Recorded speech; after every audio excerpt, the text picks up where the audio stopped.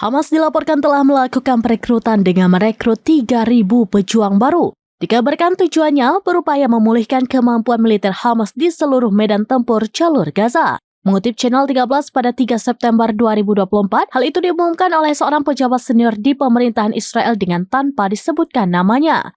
Pejabat senior di pemerintahan Israel mengatakan kepada sumber utama bahwa operasi militer baru dan ekstensif di Gaza Utara tidak dapat dihindari. Media Israel itu melaporkan bahwa Hamas merekrut 3.000 pejuang baru. Bahkan, Hamas disebut secara aktif berupaya memulihkan kemampuan militer di Palestina. Hal senada juga Channel 12 menambahkan bahwa pihaknya meyakini jika Hamas memang sedang melakukan reorganisasi. Walaupun begitu, pejabat senior di lembaga keamanan dan militer tersebut telah menyatakan bahwa serangan besar-besaran ke jalur Gaza Utara menjadi hal yang tidak terelakkan. Bahkan kini Hamas disebut telah melanjutkan operasi di jalur Gaza Utara dan secara aktif bekerja untuk meningkatkan kemampuan operasional mereka.